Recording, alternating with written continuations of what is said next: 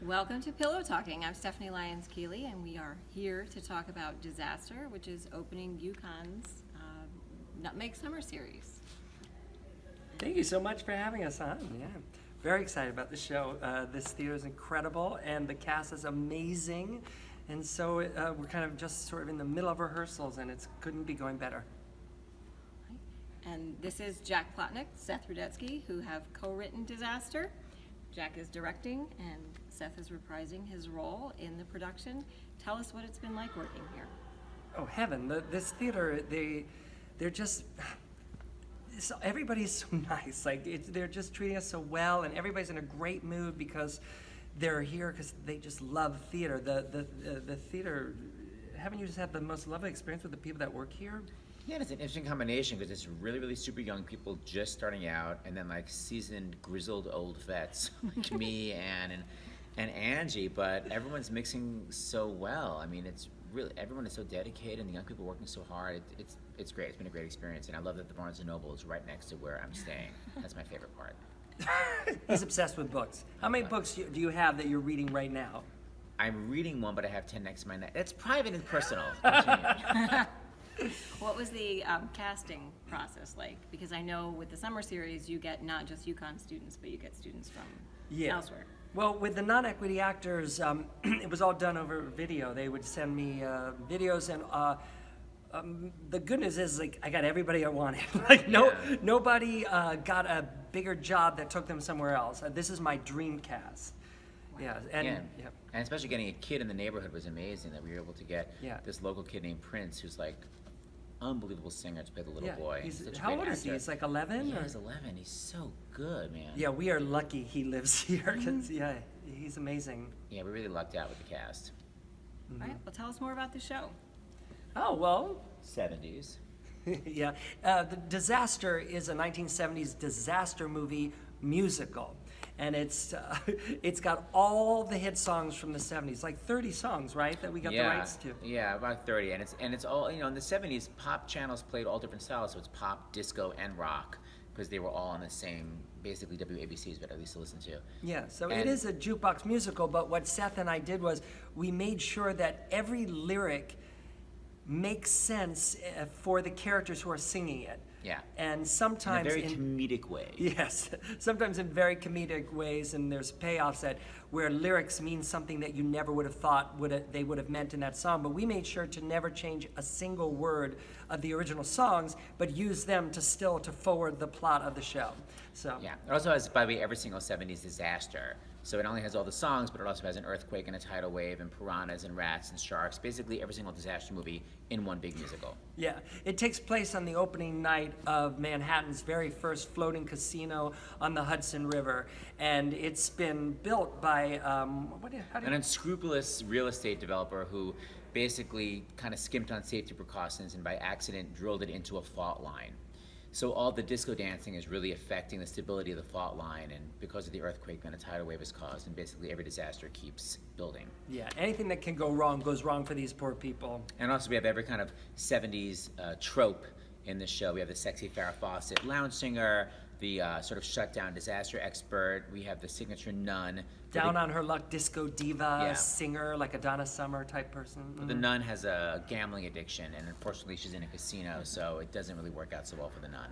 And then we've got twins played by the same boy, boy and girl twins played by the same boy, who's amazing, switching back and forth in drag.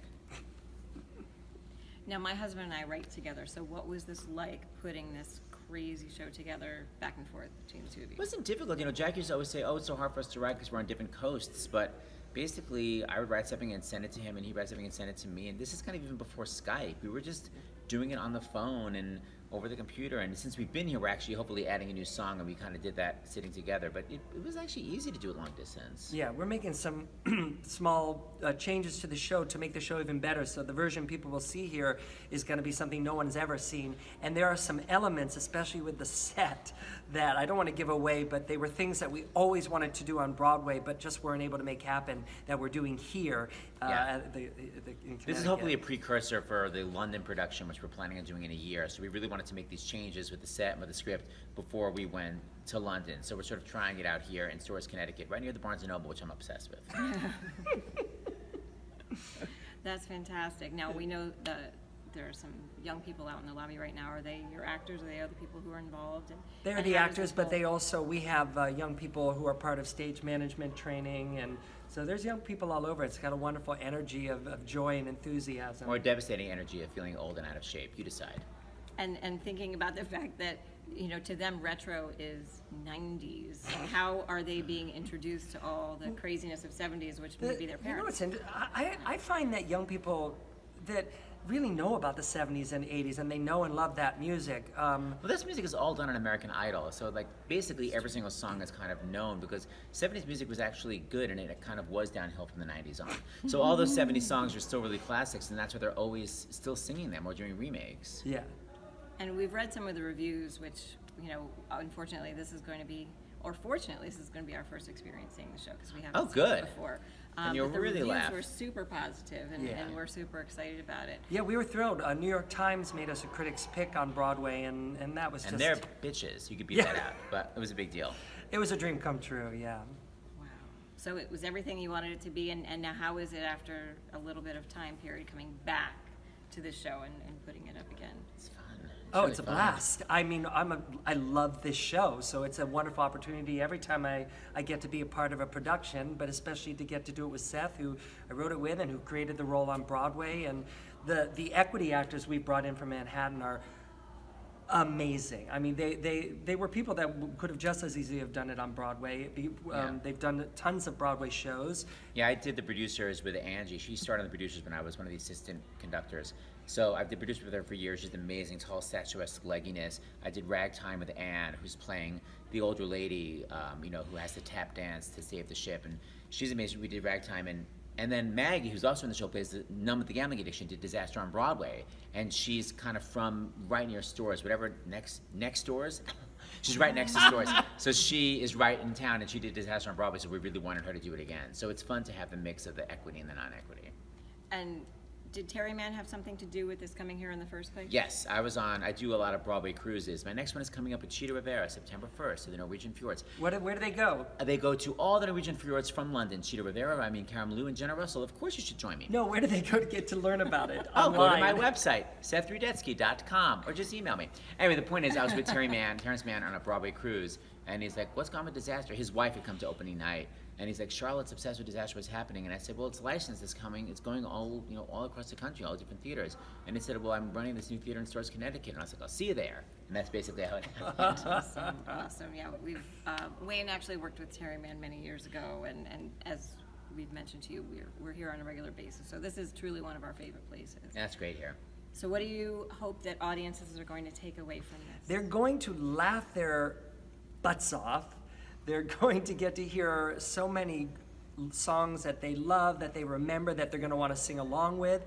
And they're going to get to meet some really wonderful, zany, fun characters, but at the same time, we made sure that you really root for these people because the show feels dangerous. You don't know who's going to get eaten by a shark, and you really hopefully will care about these characters. Yeah, because and- some of them die. Spoiler alert.